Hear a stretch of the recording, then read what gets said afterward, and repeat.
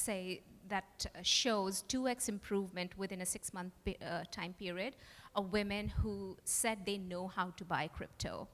The unfortunate part is, according to the same survey, there are only 15% women who feel that there can be a career in crypto, and only 1 in 10 who were planning to try for a job in crypto in the next 1 year. So I guess there's still a lot of work to be done, but I think with the initiatives that Beryl, you're leading, Amy and Serena, I think we will get there. Thank you. And how about Amy?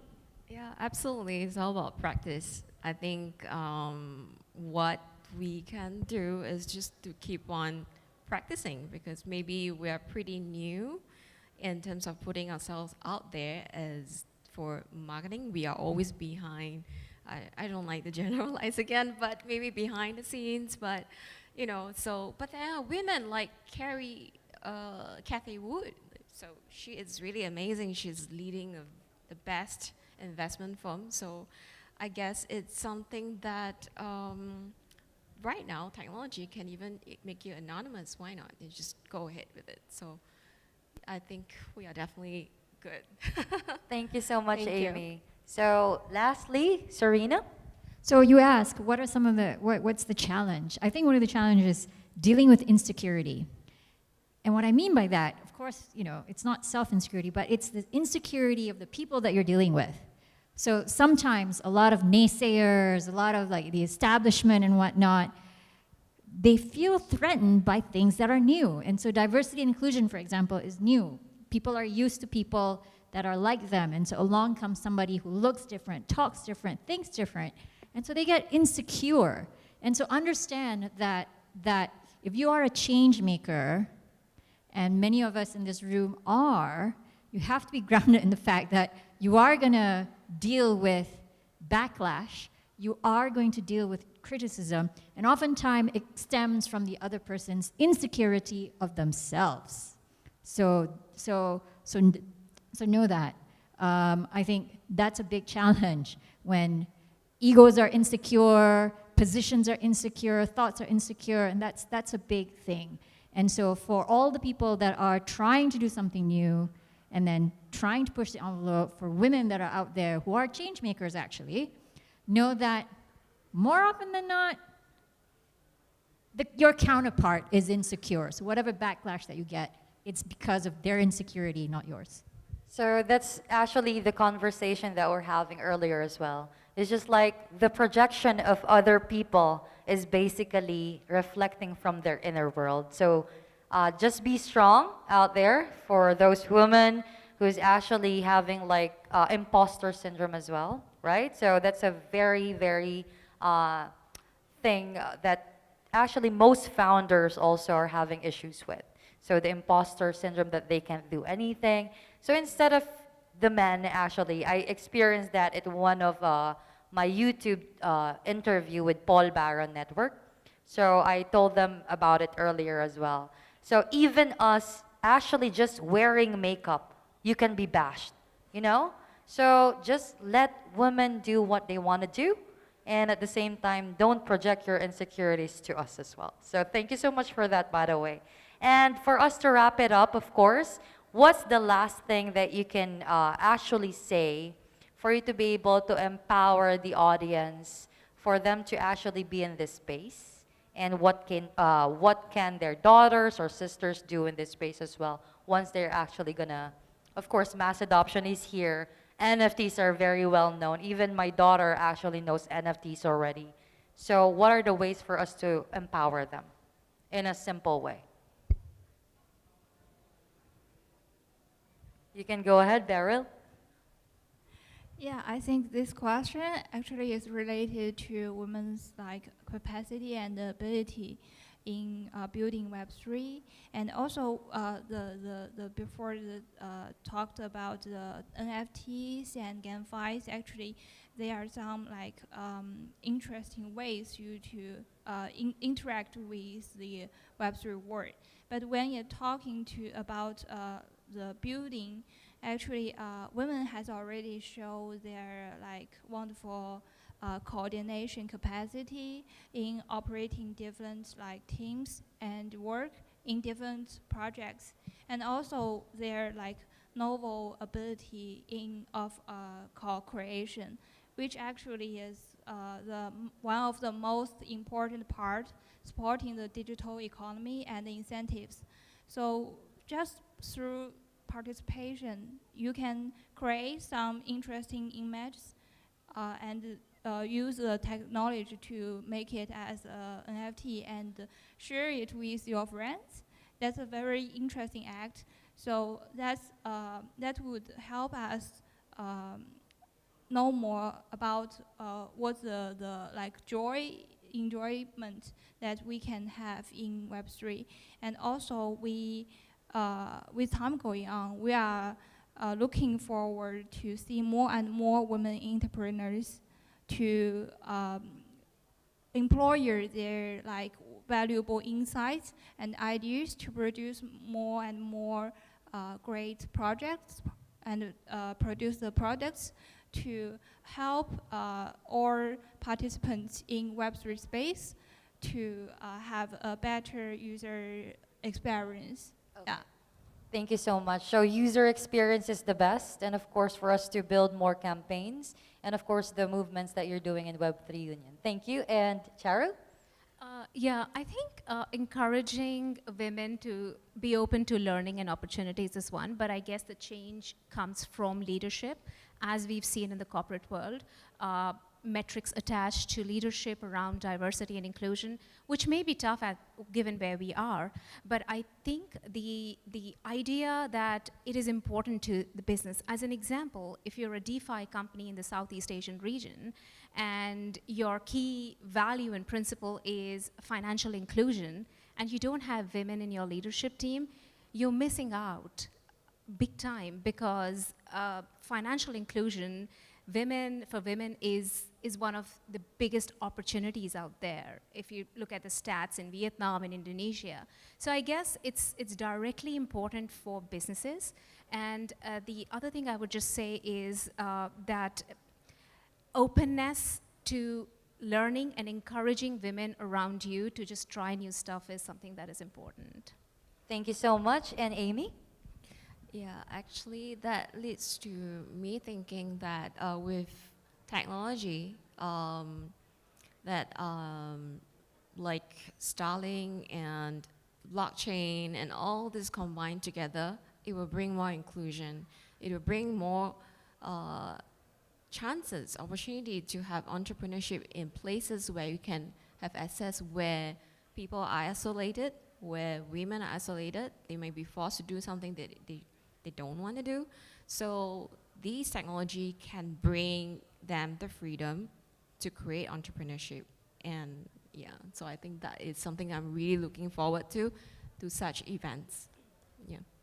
Thank you so much. And of course, lastly, Yeah, so my takeaway, my advice to people is embrace the word why. Whenever you're feeling stuck with something or up against a challenge or wanting to try something new, just ask why. Why not? Why don't we try this? Why not we do this? You know, why are we doing this the old way? So why? Embrace the why. so lastly for me, my take on that is be authentic, just like Elon Musk actually said about his interview. So just be authentic in basically dealing with everyone, the clients, the stakeholders, because in this world there's a lot of inauthentic people or such things happening. All you have to do is be authentic, and that's it. Everything will fall into place. If you have any questions, don't forget to follow, of course, Women Union co-founder Beryl Wang, and of course, Unique Network Charu. You can definitely go ahead and follow them on LinkedIn. And Amy Lin, the co-founder, of course, for Yuzu Venture Partner, of course, if you're raising funds, guys. And for Serena Shukri, woman in blockchain. So in Malaysia, she's very well known with IDAMOC as well. Thank you so much, everyone, for listening, and thank you so much for your time. Thank you for hosting. Thank you.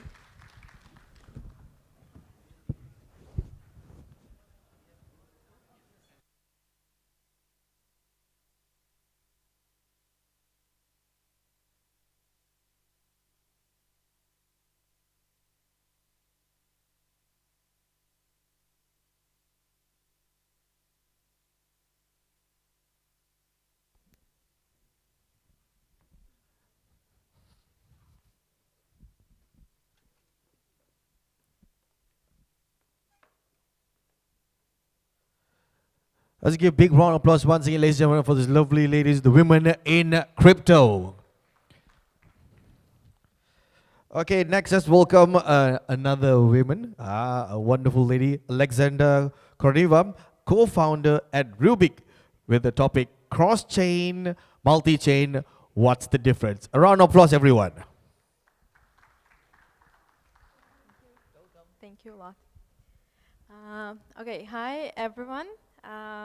So I'd like to talk about cross-chain and multi-chain and why it's important and why we as a project believe that cross-chain is actually will be one of the tool, let's say, for the mass adoption as well. And why do we need that?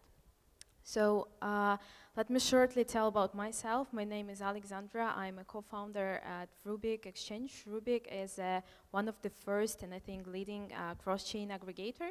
So we aggregate different blockchains, DEXs, bridges, and provide for users and for the dApps the ability to go cross-chain. So, so why cross-chain is important? I don't know if you can see normally the slides with the white one, but you will see that there's so many different blockchains. At the moment, we have more than 160 blockchains. And the liquidity is quite spread around all of that blockchains. Still, of course, ETH is like the main one with almost 60% of all liquidity that exists. But there are different still blockchains that also have the part of that. And there are like now is quite popular and becoming more and more popular L2s. Then we have like blockchains more oriented for NFTs. We have Tron for USDT and many others.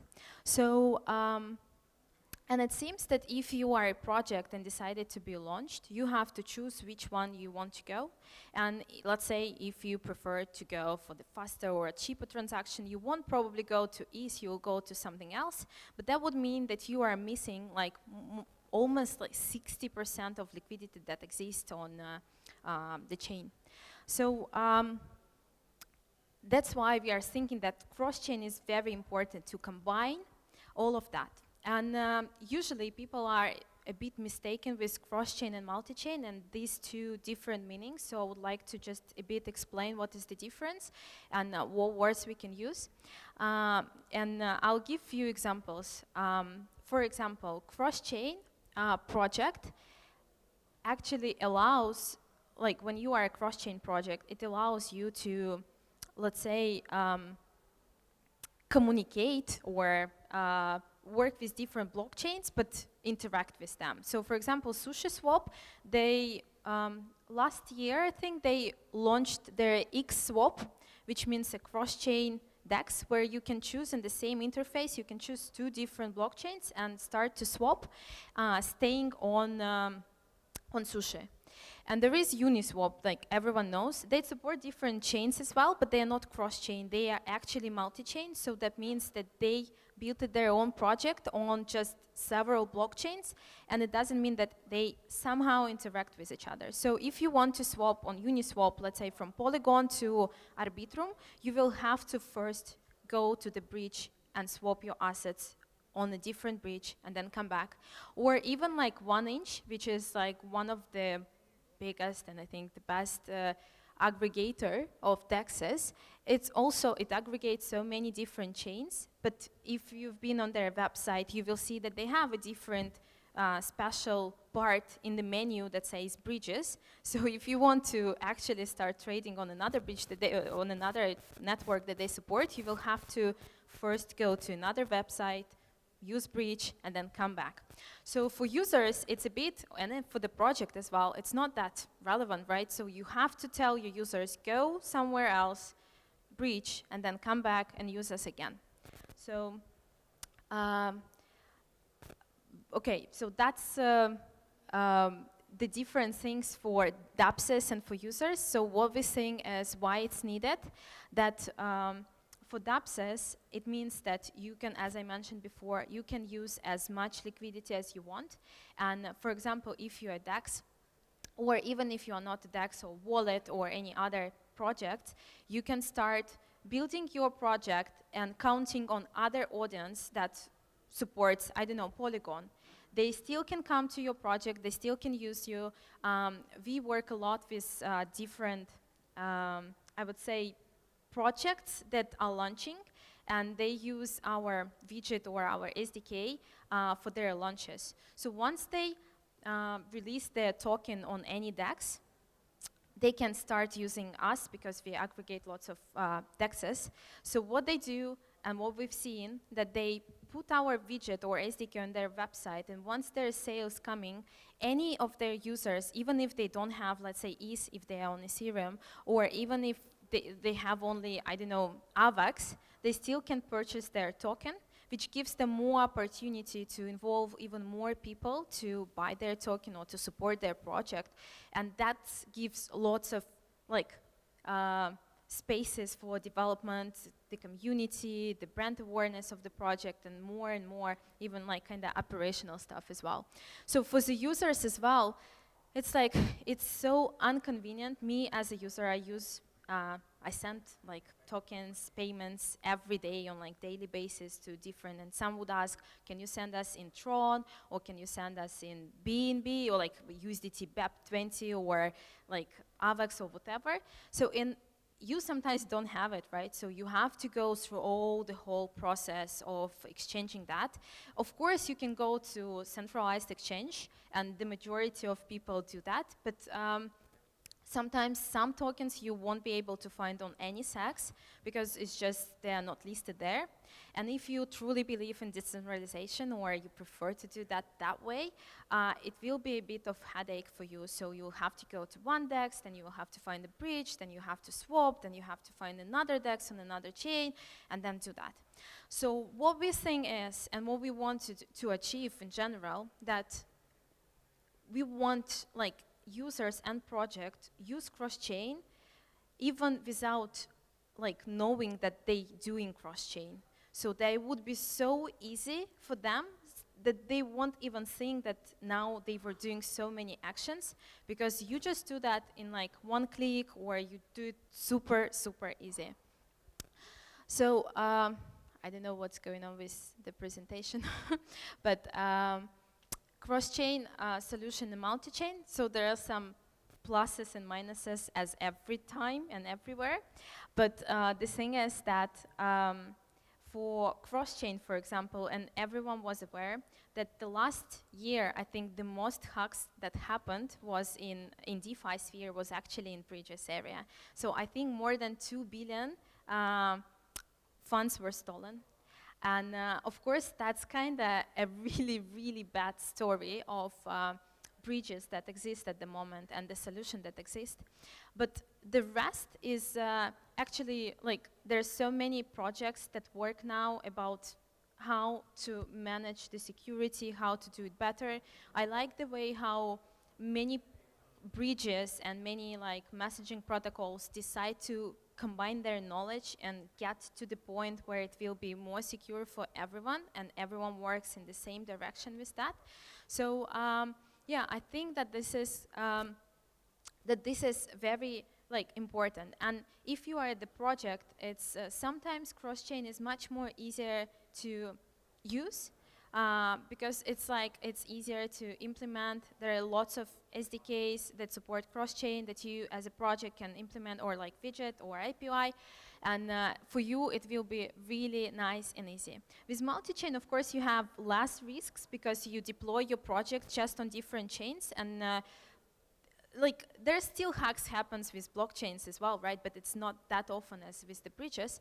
So but it takes more time for you, and then once you decide to go with one blockchain, you are kind of limiting yourself, as I mentioned before, with the audience that use only this blockchain. So you are not able to interact with any others.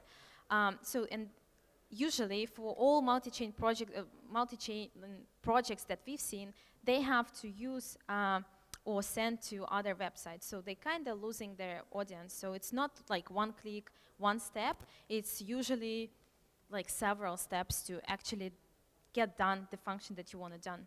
So yeah, okay, so if we go further, I don't know what's going on with the presentation, but if you can check, because it doesn't work, that would be great. Can you check that? Okay, so I just wanted to show you the different things. Guys, can you check the presentation? No?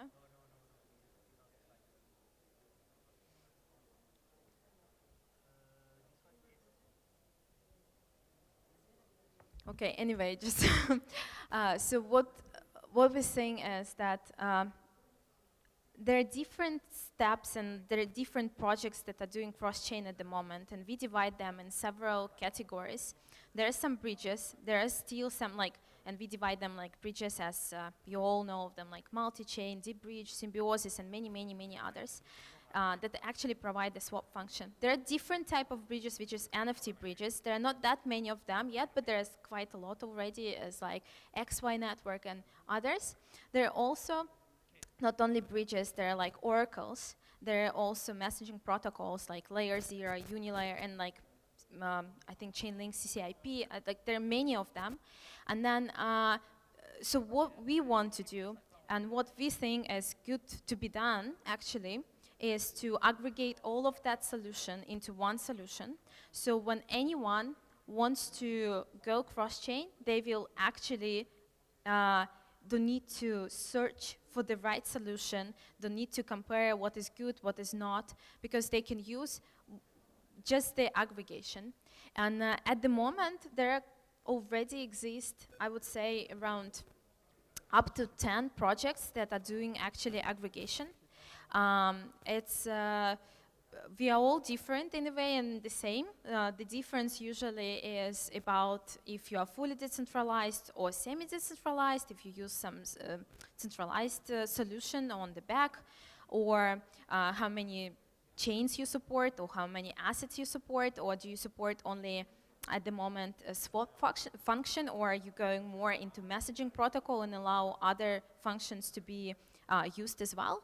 So there are different stuff going on now, and I think that it's actually pretty great. I'm sure you might have been already even trying some of that. For example, last year, MetaMask announced that they are launching their cross-chain as well. They chose several bridges and aggregator to start using that. It's a separate website at the moment, but I'm sure once they do all the tests and one day I truly believe that it's all safe because they don't want to ruin their reputation, so they will implement that inside the wallet. So it will be easy for us to use as a user, because you don't need to think about any like bridges and stuff like that. Or the recent story with Uniswap, probably some of you were following them. They decided to go to BNB chain. There was a community vote for that. So in, I think before April, they will launch on BNB. So Uniswap version 3 will be fully live on BNB chain. And there was a huge voting about how it should be done, what bridge should be used. And you might see that A16Z decided to vote with all their like powerful votes that they have against Wormhole, because they don't believe in that because of the hacks that happened before, or they want to actually go. But if you've read all their voting forum, you would see that bridges, there was Deep Bridge, there was Solar Bridge, that they were discussing that we need some standards, we need something that should be like common and safe for everyone and secure. So, and that's kind of, it's also about the aggregation of one of the solution. Because when you aggregate, for example, with us, I can say that what we see is sometimes bad things happen with bridges, but we have an ability to turn it off, so our users won't suffer, because if something happens, you can still turn it off. And be sure, okay, it's safe, because we have like 30 bridges, we can just get another road, and people might pay maybe a bit more, but then, oh, good, it works. Thank you. So, yeah. Yeah, so that's kind of, yeah, I was telling that there are different stuff that can be cross-chain as well, and projects strive to do that in this area. Yeah, that's about the aggregators. That, as I mentioned, we have quite a lot. This one that I mentioned, we work with all of these guys. I actually don't really, myself, don't really believe in competitors in this sphere yet, because we all, like, the market is so new and we have so many opportunities. So we as a project, we work with all of our, let's say, competitors. We aggregate each other, we see how they've done that, we learn from each other, we communicate with each other. So we always in touch just to see what's going on and what we can do as a project even better. So yeah, that's kind of a small comparison table that I added to see what we have, how we are different. So for example, for us, it's very important for Rubik is that we aggregate quite a lot of assets, and we want to aggregate even more. So in the next few weeks, I think we will add around like 80 more blockchains. We will add also non-EVM blockchains. Now we support mostly EVM blockchains, but we will add non-EVM as well. So we will have around like 100 blockchains supported in the next few weeks, which will give us opportunity to actually target even more projects, people, anyone who wants to build cross-chain. So yeah, so as I mentioned before, it's our widget and our SDK, but our partners and like our competitors have that the same, so anyone can choose whatever the best for them and just go. It's just super easy for the project, for people, for anyone to use that in a way to, for example, we have some DEXs who use our SDK. So what they do, they integrate our SDK, and then they have an ability to choose only that we go through their DEX on different chains if they are multi-chain DEX, or sometimes if their user want to swap some token that they don't have, so then they can use our like database of 90 DEXs that we aggregated. Yes, so it's also good for projects to get to gain more because like you can charge the commission, and it's also kind of one part of the revenue that that you can have as a project. Yeah, so so what I think is, and what Rubik I think also trying to do is in this space, that we want to go like really cross-chain. I personally believe that at the moment the existing solution is not like perfect and it's not fully ready. But in the next, maybe this year or next year, we will somehow get to that point where you can actually use cross-chain, super safe. You won't know that this is cross-chain. You'll just use any app and you won't see, okay, I changed from Phantom to, I don't know, to Polygon. You won't care. You just want to participate in like metaverse event, or you want to participate in a game, and then you'll just click and then swap, and who cares what blockchain it is if you just want to use the product itself, so you don't actually care about that. So, but of course, it's still the process, and I'm very happy that VR is one of the projects that started this journey. It's quite a challenging journey, but I like the way what we can do for DeFi in this area, and I would invite all of you, if you've done or were thinking about cross-chain, do that as well. And if you have like any questions, you can talk to me later here. I would be happy to answer regarding cross-chain and multi-chain. So here is my contacts, if you can see. I'm here, so please ask any questions. Thank you a lot.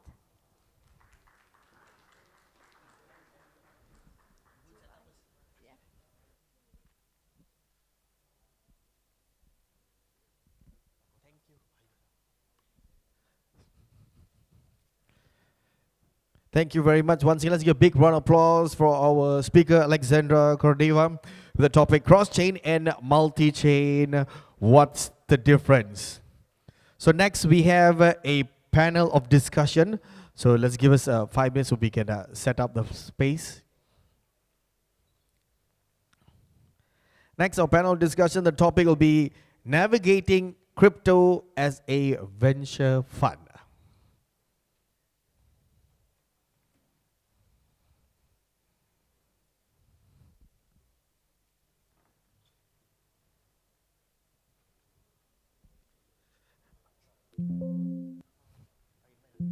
So without further delaying, let's welcome first our moderator, Amy Lin, co-founder at Yuzu Venture Partner.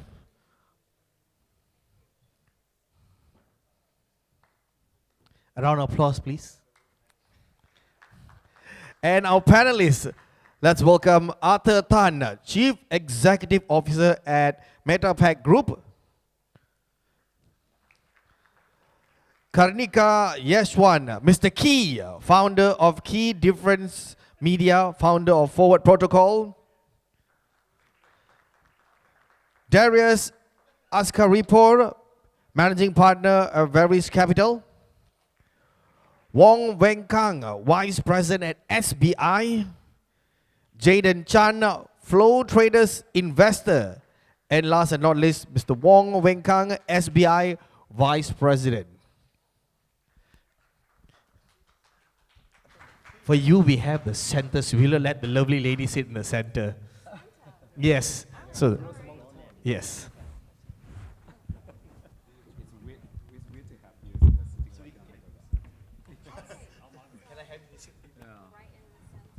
Yes, so we have the lovely lady, the moderator will be in the center. Take it away, please. Okay, thank you very much. So, yeah, thank you for being here and all the crowds coming in. Welcome. So, welcome to the panel for crypto for how to navigate in the crypto as a venture fund. So, let me introduce.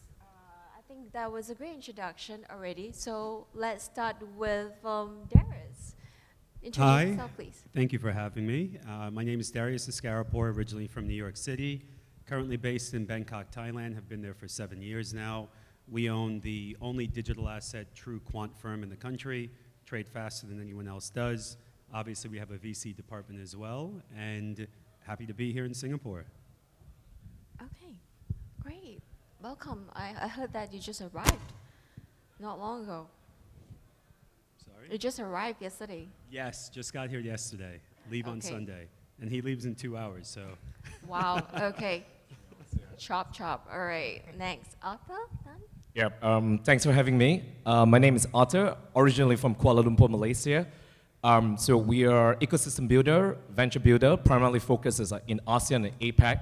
So what do we do is that we help support for companies to scale and grow, as well as investing in the early stages of Web3 companies, primarily focusing more on the Web3 infrastructure.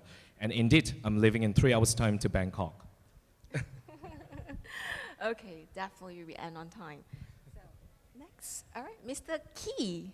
Very unique name. Hey, I'm very excited to be here. I'm Key and I live in Dubai. We have been running our incubator since 2013 in the blockchain space. And we started a fund in 2018 to focus on certain industries that we believe is the major change makers in the crypto space, like asset tokenization and real world Web 2 businesses moving to Web 3.